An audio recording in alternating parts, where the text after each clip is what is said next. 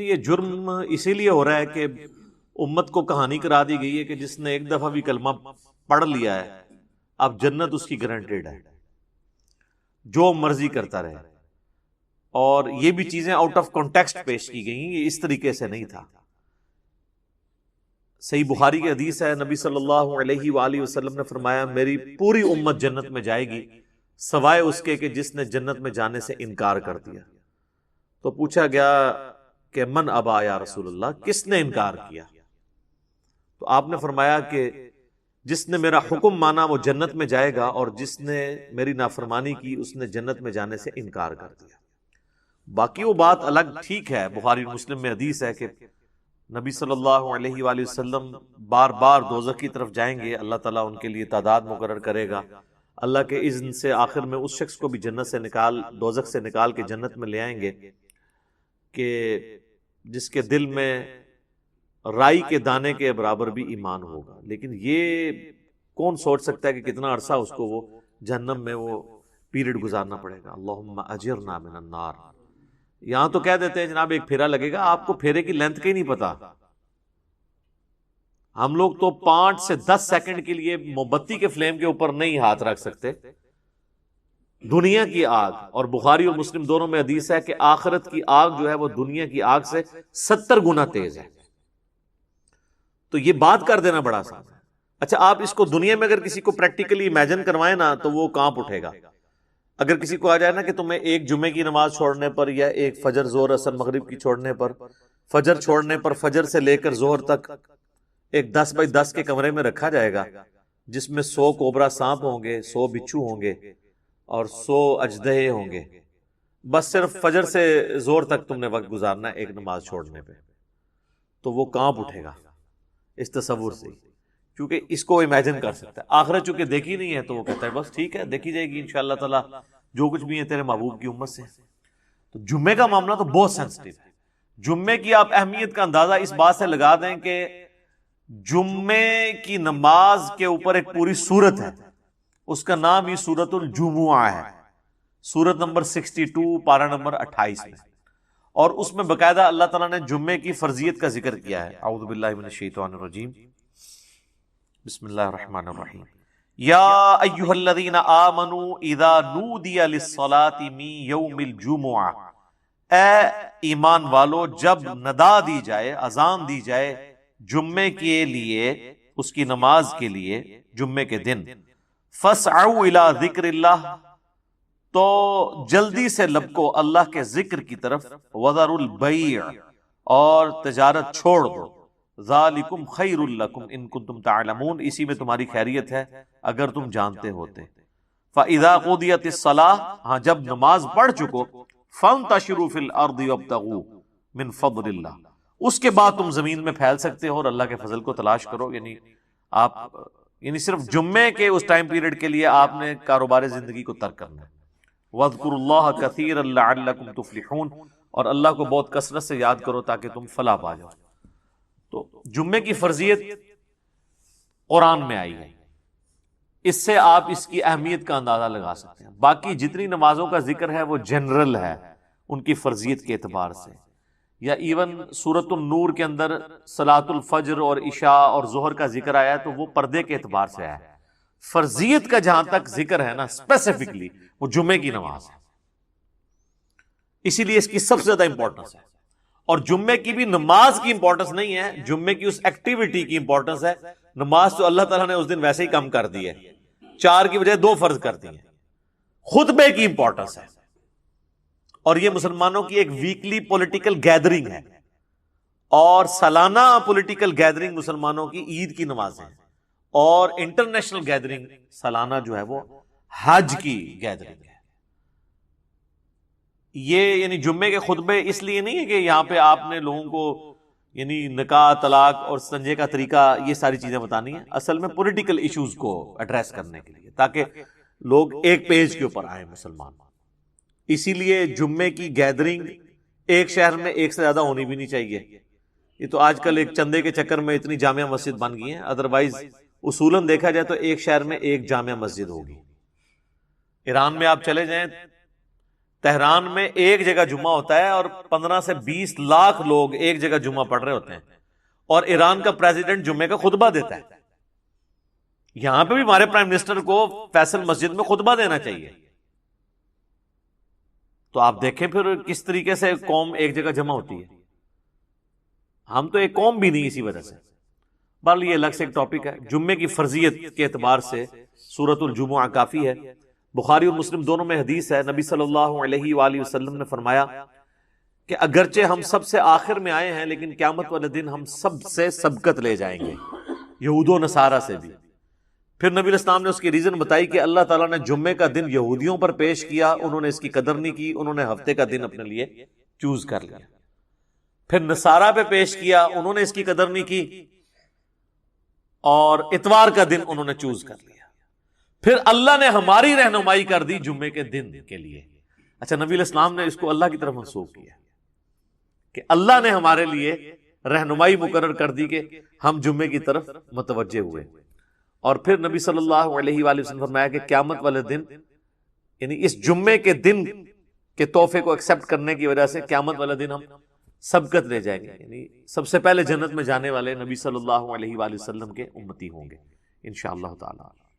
اللہم اجعلنا منہم آمین. صحیح مسلم میں ایک حدیث ہے کہ نبی صلی اللہ علیہ وآلہ وسلم نے فرمایا کہ جمعے کا دن باقی تمام دنوں کا سردار ہے.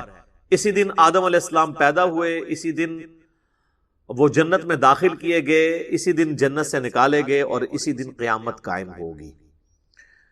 ایک اور حدیث ہے بخاری اور مسلم دونوں میں، نبی صلی اللہ علیہ وآلہ وسلم نے فرمایا کہ جمعے کے دن ایک گھڑی، ایک لمحہ ایسا آتا ہے کہ اس گھڑی میں جو اللہ سے خیر مانگی جائے نا، اللہ تعالیٰ وہ خیر عطا فرما دیتا ہے.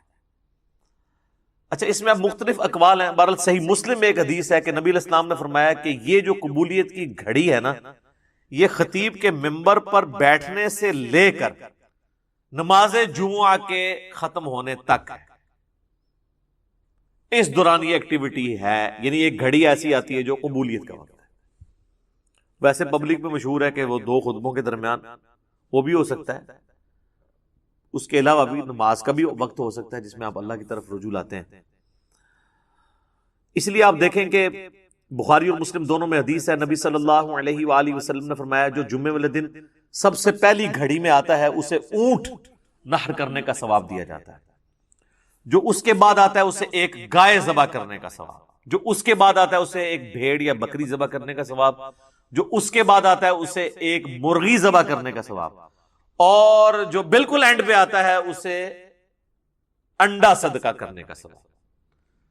اور پھر اس کے بعد الفاظ ہے کہ اس کے بعد فرشتے رجسٹر بند کر دیتے ہیں جب خطیب ممبر پہ چڑھ جاتا ہے. یعنی یہ ساری گھڑیاں خطیب کے ممبر پہ چڑھنے سے پہلے ہیں.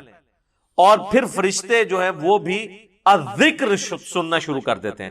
الذکر یعنی جو خطیب خطبہ دے رہے ہیں، بشرطے کہ وہ ذکر ہو، کہانیاں نہ ہو. الذکر تو پھر سر یہی ہے، انا نحن نزلنا الذکر وانا لہ لحافظون. صحیح مسلم میں حدیث ہے کہ نبی علیہ السلام کے جمعے کا خطبہ جو ہے وہ قرآن ہی ہوا کرتا تھا. 4 حدیثیں اوپر تلے. ایک صحابیہ کہتی ہے کہ میں نے حضور علیہ السلام سے جمعے کے خطبے میں اتنی دفعہ سورہ قاف جو پارہ نمبر 26 میں آتی ہے سنی کہ مجھے زبانی یاد ہوگی. اب ہر جمعے میں وہ ظاہر تذکیر والی صورت ہے تو وہ الذکر سننا شروع کر دیتے ہیں. اور پھر اس کے بعد جو آتا ہے نا، پھر اسے نارمل صرف نماز کا ثواب ملتا ہے. جو ایکسٹرا آرڈنری ثواب ہے نا جمعے کا وہ ختم ہو جاتا ہے. اچھا، اسی حدیث میں الفاظ ہیں کہ جو پہلی گھڑی میں آئے اس کے لیے ثواب. پھر اس میں نبی علیہ السلام نے یہ بھی فرمایا کہ پھر جتنا مقدر ہو تم نماز ادا کرو. یعنی جمعے سے پہلے آپ 2 4 6 8 10 جتنی مرضی نفلی رکعتیں پڑھ سکتے ہیں.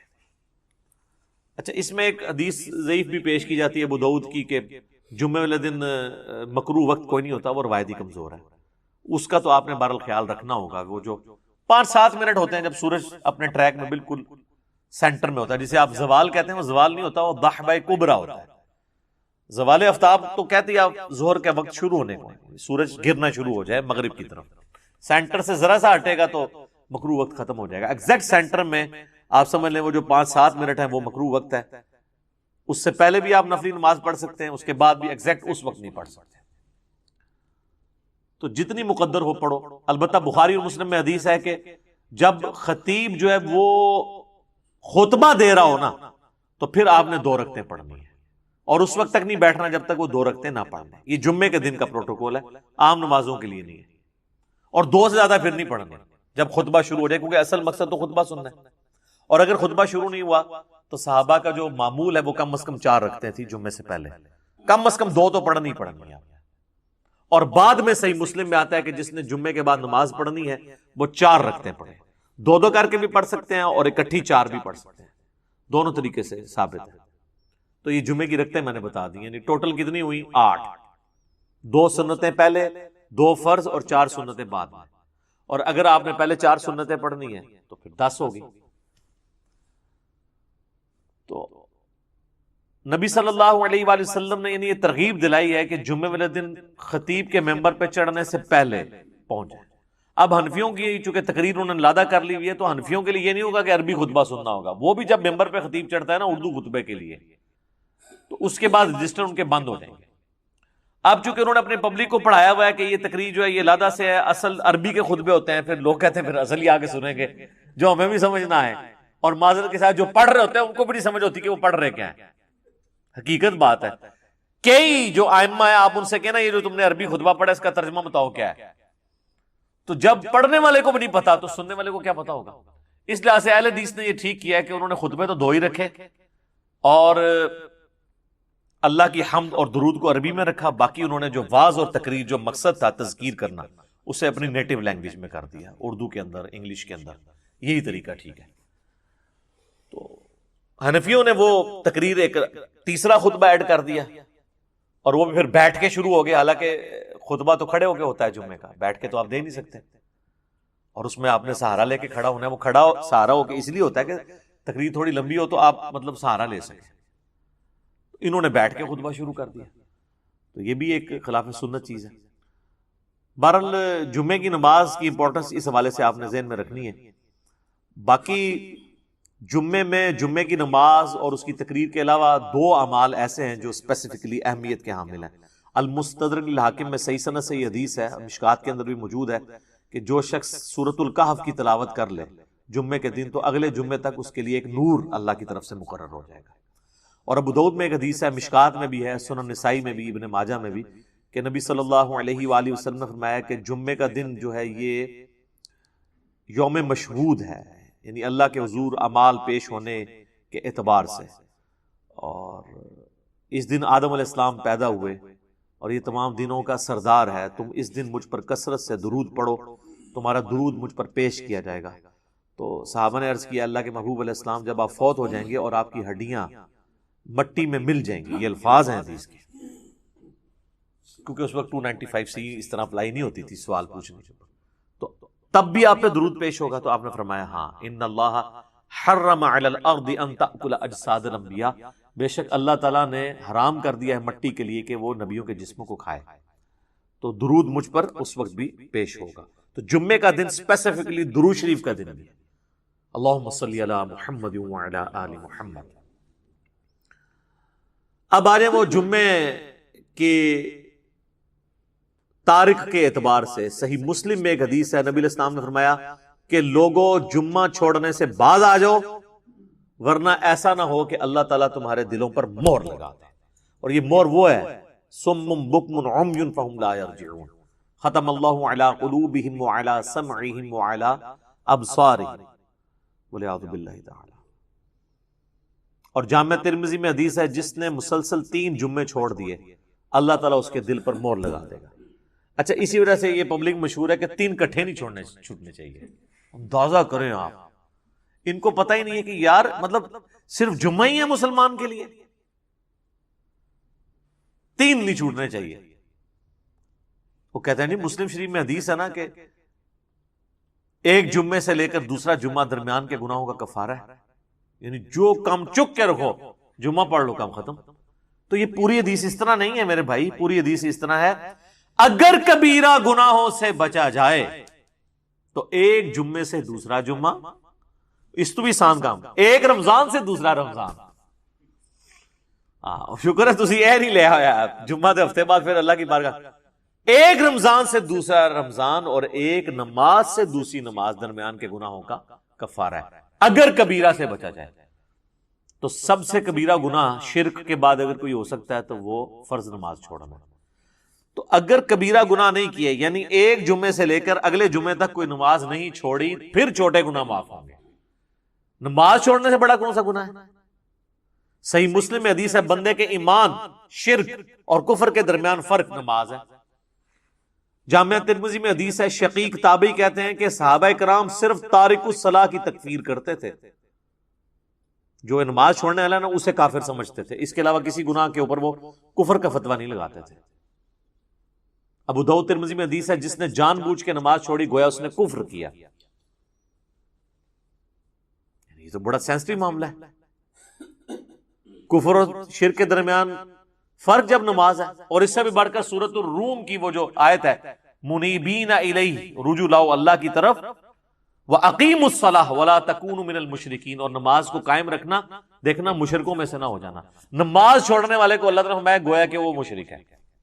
پاکستان کے شناختی کارڈ میں مسلمان ہے، اللہ کے ہاں وہ عملاً مشرک ہے، عملاً کافر ہے. ہاں ٹھیک ہے، ہم عقیدے میں فتویٰ نہیں لگاتے، باقی اس کا اور اللہ کا معاملہ ہے.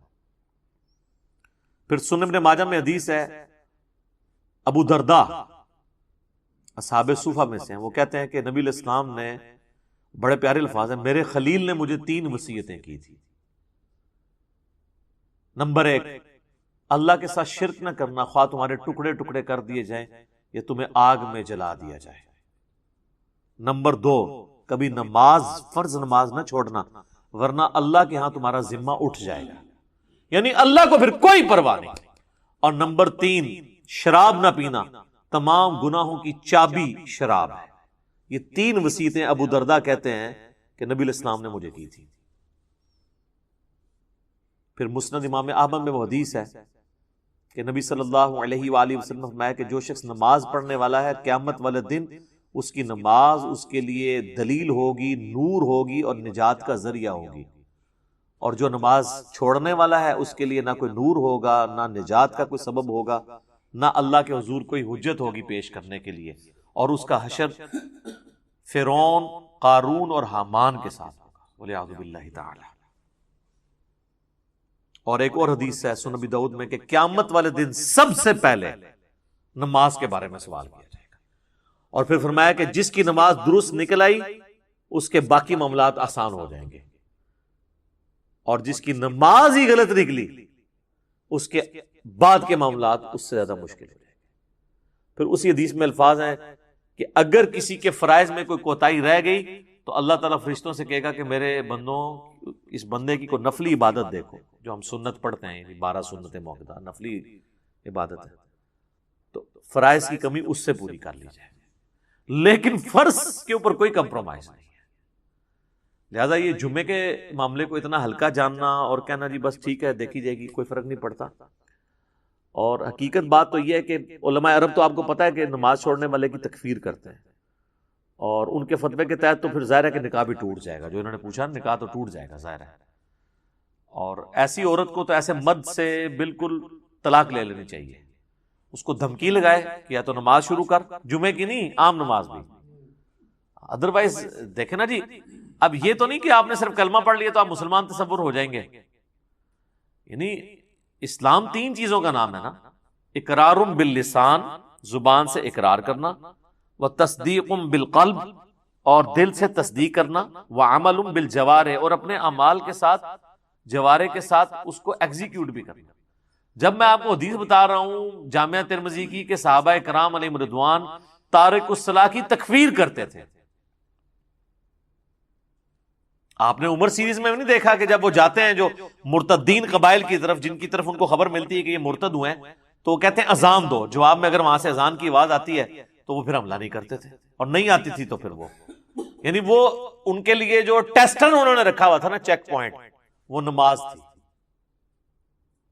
اب مجھے بتائیں صحابہ اگر اس وقت دنیا میں آ جائیں، اور ہم جو اس وقت کلیم کر رہے ہیں کہ دنیا کا سب سے بڑا اسلامی ملک پاکستان ہے نا، کہتے ہیں انڈونیشیا کو بھی پیچھے چھوڑ دیا نا اب آبادی کے اعتبار سے، تو وہ پاکستان کے شناختی کارڈ میں جو لکھا ہے اس اعتبار سے تو واقعی سب سے بڑا ہے. لیکن اگر اس کو اللہ کے کرائٹیریا میں دیکھا جائے تو یہ کہاں پہ کھڑا ہوگا ملک؟ میرا خیال ہے پاکستان میں 1% سے بھی کم لوگ ہیں جو 5 وقت کی نماز پڑھتے ہیں، اور جمعہ پڑھنے والے بھی ہارڈلی 5% ہوں گے، 5 سے 10%. اور یہ یہاں پہ ایشو ہے، ورنہ سعودیہ میں آپ چلے جائیں تو آپ کو یہ ریشو 80% پلس نظر آئے گی. انڈونیشیا، ملیشیا میں 80% زیادہ لوگ عام نماز بھی پڑھتے ہیں. جمعہ چھوڑنے کا تو کوئی تصور ہی نہیں ہے وہاں پہ، کیونکہ وہاں پہ فقہ شافعی، اور فقہ شافعی کے تحت جو نماز نہیں چھوڑتا وہ کافر ہے. اور مجھے نہیں سمجھ آتی اس کو فقہ میں کیوں الجھا دیا انہوں نے کہ جی امام حنیفہ نے بھی کوئی ہلکی اس کی سزا نہیں بتائی ہوئی ہے. وہ کہتے ہیں جو تارک الصلاۃ ہے اسے قید کیا جائے گا یہاں تک کہ وہ نماز شروع نہ کر دے، پھر اسے چھوڑا جائے گا. تو یہ بھی سزا کوئی چھوٹی نہیں ہے. باقی 3 ائمہ تو کہتے ہیں کہ اسے قتل کیا جائے گا، وہ مرتدی اسے تصور کرتے ہیں تارک الصلاۃ. تو اب چونکہ سختی نہیں ہوئی ہے تو پھر آپ انجام دیکھ لیں. کہتے ہیں جی وہ سب سے زیادہ حنفی ہیں، اسی لیے سب سے زیادہ بے نمازی دنیا میں، کیونکہ آپ تکفیر نہیں کرتے بے نمازی کی. تو جب حنفی زیادہ ہوں گے تو بے نمازی زیادہ ہوں گے. حالانکہ اسے حنفی شافعیت کا مسئلہ ہی نہیں، یہ تو مسلم شریف میں حدیث ہے نا، یہ کوئی امام شافعی کا قول تو نہیں ہے. صحیح مسلم میں کتاب الایمان میں پہلے چیپٹر کے اندر یہ حدیث موجود ہے کہ بندے کے کفر اور اسلام کے درمیان فرق نماز ہے. اس حدیث کو تو مطلب امام شافعی یا احمد بن حنبل یا امام مالک کے کسی دھکے کی یا انہوں موٹا دینے کی ضرورت نہیں ہے نا، یہ حدیث خود ہی. اور اس سے بڑھ کر سورہ روم کی آیت وَأَقِيمُوا الصَّلَاةَ وَلَا تَكُونُوا مِنَ الْمُشْرِكِينَ، نماز قائم رکھنا اور دیکھنا مشرکین میں شامل نہ ہونا. تو جناب یہ جمعوں وغیرہ کے چکر سے ذرا باہر نکلیں. جمعے والی بات تو یعنی یہ تو بہت بڑی بات ہے. عام نماز بھی اگر کوئی شخص چھوڑتا ہے، تارک الصلاۃ ہے، تو وہ قانوناً تو اسلام کی روح سے تو وہ اسلام سے خارج ہو جائے گا، الا یہ کہ وہ توبہ کر لے. ویسے تو یہ چھوٹے موٹے، ویسے تو ان کو یہ پڑھایا ہوا ہے کہ اگر کوئی بریلوی دیوبندی کے پیچھے جا کے نماز پڑھ لے یا اس کا نماز جنازہ تو اس کا نکاح ٹوٹ جاتا ہے، تجدید ایمان بھی اسے کرنا پڑتا ہے. اس سے کبھی یہ نہیں بتایا گیا کہ تو نماز نہیں پڑھتا تو اس پہ بھی تیرا نکاح ٹوٹے گا. کتنا یا دیکھیں آپ کتنا بڑا مسئلہ ہے. یعنی جو بڑا ایشو تھا وہ نہیں بتایا گیا اسے کہ نماز چھوڑنے سے بھی تیرا نکاح ٹوٹ سکتا ہے، نماز چھوڑنے کی وجہ سے بھی تیری بیعت، چلے جو بھی انہوں نے ایک ٹوٹی پوٹی فارم میں اپنا ایک سلسلہ شروع کیا ہے وہ ٹوٹ سکتا ہے. ادھر تو وہ جن کے بیعت ہوئے ہوتے ہیں وہ نہیں نماز پڑھتے. خود کہاں سے پڑھنی ہے انہوں نے؟ اللہ ماشاءاللہ بہت کم لوگ ہیں کہ جو نماز پڑھتے ہوں. اور جماعت کے ساتھ نماز کا اہتمام کرنا، خشوع و خضوع سے پڑھنا، یہ تو آپ چھوڑ دیں. اسی لیے پھر انہوں نے ایک جھوٹی کہانی سب کے ہاں ملتی ہے کہ جی وہ نماز تو اللہ کی معرفت کا ذریعہ ہے، جو اللہ تک پہنچ چکے ہوں تو نماز ان کو ضرورت ہی نہیں ہے، یا اگر انہوں نے پڑھنی ہے تو وہ کہتے ہیں دل کی نماز ہوتی ہے. چندہ دل کا نہیں ہوتا. جو روٹیاں اور روسٹ توڑتے ہیں اور کھاتے ہیں، اپنی توندیں بڑھاتے ہیں، وہ دل کی نہیں ہوتی. اور جہاں بات آتی ہے نماز پڑھنے کی وہ دل کی ہوتی ہے. ٹھیک ہے. اور نماز پڑھنے کے لیے جاتے ہیں مکے مدینے، پیشاب کرنے کے لیے اپنے ٹوائلٹ میں جاتے ہیں. ان کے تو ٹوائلٹس کو لگائیں تالے، انہوں کو جتنے نماز پڑھنی ہے استنجا بھی اتھے ہی کرو جا کے روحانی طور پہ. تم لگ پتہ جائے گا روحانی طور سے کدھر جا. یعنی جو بندہ یہاں بیٹھے بیٹھے مکے اور مدینے جا کے نمازیں پڑھ رہا ہے، استنجا کرنے کے لیے وہ کیوں اٹیچ باتھ میں جاتا ہے؟ اتنی بڑی ایکٹیویٹی وہ پرفارم کر رہا ہے تو استنجا بھی اتھے ہی کرو. ان کے آپ ٹوائلٹ بند کریں، ان کے اوپر CCTV کیمرے لگائیں اور دیکھیں پھر جناب یہ کتنی دیر آپ کو نمازیں پڑھ کے بتاتے ہیں. سب کہانی ان کی کھل جائے گی. اور آپ کو تو ہم یعنی پریکٹیکل سولوشن دے رہے ہیں. دیکھیں یہ اب سائنٹیفک دور ہے، ادھر آپ نے ایشوز کو پیش کرنا ہے تو آپ نے ایک بکش فارم میں پیش کرنا ہے کہ ہاں یہ اس طرح نہیں اس طرح. ٹھیک ہے. اور میں آپ کو بتاؤں یہ جو معجزات اور کرامات کو ہم مانتے ہیں لیکن یہ کسی کے اختیار میں نہیں ہے، الا ایک انبیاء کے ساتھ معجزات اٹیچ ہے. کرامت اللہ تعالیٰ جس کے اوپر ظاہر کرتے ہیں. یہ جس طرح سپر مین اور ٹارزن بنا کے پیش کرتے ہیں نا بزرگوں کو، تو چونکہ ان کے دعوے ہیں نا تو کر کے بتائیں. نبی علیہ السلام سے اگر نبی علیہ السلام اللہ کا پیغمبر ہونے کا دعویٰ کر رہے تھے تو جب ان سے یہ بات کی جاتی تھی تو وہ فزیکلی سب کے سامنے کرتے تھے. بخاری مسلم میں حدیث ہے، ایک بارش نہیں ہو رہی تھی تو ایک صحابی نے کھڑے ہو کر کہا یا رسول اللہ کے حضور دعا کریں. وہ کہتے ہیں ہم چلچلاتی دھوپ میں گئے ہیں اور واپس آئے ہیں تو بارش شروع ہو گئی تھی، اور اتنی بارش ہوئی کہ اگلے جمعے تک ہوتی رہی، اور اگلے جمعے وہی شخص دوبارہ کھڑا ہوا کہ یا رسول اللہ آپ دعا کریں کہ ہماری ارد گرد زمینوں پہ تو بارش ہو، ہمارے گھروں پہ نہ ہو، گھر کی چھتیں ٹپکنا شروع ہو گئی ہیں۔ تو نبی علیہ السلام نے اپنی مبارک انگلی سے یوں اشارے کیے اور وہ بادل پھٹنے شروع ہو گئے، ٹھیک ہے۔ اور وہ کہتے ہیں جب ہم اگلے جمعے کے لیے گئے بارش میں تھے تو واپس آئے تو دھوپ تھی۔ تو میرے بھائی یہ یعنی نبی علیہ السلام نے تو سب کچھ کر کے بتایا نا، آپ کا جن بزرگوں کے بارے میں کلیم ہے تو ہم ان کو سائنٹیفکلی اس طرح چیزوں پہ چیک کریں گے، یہ سب کے سامنے فزیکلی کر کے بتائیں گے۔ اور میں آپ کو بتاؤں نبی علیہ السلام کی نبوت کو جسٹیفائی کرنے والی سب سے بڑی چیز یہ ہے کہ ہزاروں کیمرے آپ کے اوپر فٹ تھے۔ یہ جو آپ کے صحابہ تھے سفر و حضر ہر وقت آپ کے ساتھ تھے، اگر آپ کے کریکٹر میں کہیں ذرا سے بھی جھول ہوتی نا تو آپ کی وفات کے بعد آپ کے وہ ساتھی جو جانثار ہمیشہ سے آپ کے ساتھ تھے، ایک تو وہ تھے نا جو فتح مکہ پہ طلقاء بنے، معافیاں مانگی، اور ایک حضور کا غلبہ دیکھ کے اسے ایک سردار کا غلبہ تصور کرتے ہوئے اذا جاء نصر اللہ والفتح کے تحت وہ اسلام میں داخل ہو گئے۔ وہ موٹیویشنل تو ان کا ایمان نہیں تھا، لیکن جو سابقون الاولون جو شروع سے حضور کے ساتھ اٹیچ تھے، جو بندہ ساتھ اٹیچ ہوتا ہے نا جی، اس کو اس بندے کی کمزوریاں اور خوبیاں پتہ ہوتی ہیں، کہیں نہ کہیں بندہ ایکسپوز ہو جاتا ہے۔ جس کے ساتھ ہزاروں لوگ اٹیچ ہوں اور حضور کی وفات کے بعد ان میں سے کوئی بندہ ٹس سے مس نہ ہو، اور کمٹمنٹ کا یہ لیول ہو کہ ہزاروں لوگ جب اس دین کو چھوڑ جائیں تو چند مٹھی بھر لوگ اتنے کانفیڈنٹ ہوں کہ ہمارے نبی نے ہم سے وعدہ کیا تھا کہ رومن اور پرشین امپائر گرے گی، ہم تھوڑے سے ہی لیکن ہم ٹکرائیں گے، اللہ ہمیں فتح دے گا، یہ کانفیڈنس لیول ہو، یہ نبی علیہ السلام کی یعنی نبوت کی صداقت ہے، یہ دلیل ہے سب سے بڑی۔ تو نبی علیہ السلام پہ ہزاروں کیمرے فٹ تھے، کہیں آپ کے کریکٹر میں کوئی جھول ہوتی، آپ کی بیویوں کے ذریعے باہر نکل سکتی تھی بات، آپ کے دوستوں کے ذریعے باہر نکل سکتی تھی، اور آپ جن بزرگوں کو مانتے ہیں ان کی کیا کیا باتیں باہر نکلتی ہیں۔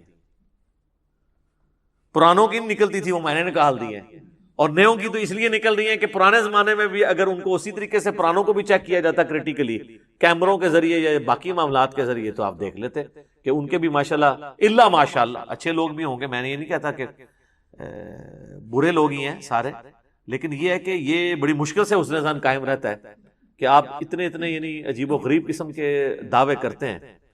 اور آپ دیکھ لینا وہ ہمارے بھائی نے انڈرسٹینڈ اسلام کے اوپر وہ جو ویڈیو اپلوڈ کی ہے کہ بزرگ جو ہیں وہ استنجے کے لیے پتھر مانگ رہے ہیں تو وہ جس چیز کی طرف جاتا ہے وہ سونا بن جاتا ہے، اور پھر وہ جناب یہ بھی بتا رہے ہیں کہ حضرت وہ کہنے لگے جی بال بڑھ گئے تھے، انہوں نے کہا تیرے نبی کی سنت ٹوٹ رہی ہے تو اس لیے مجھے کچھ پیسے دے دیں۔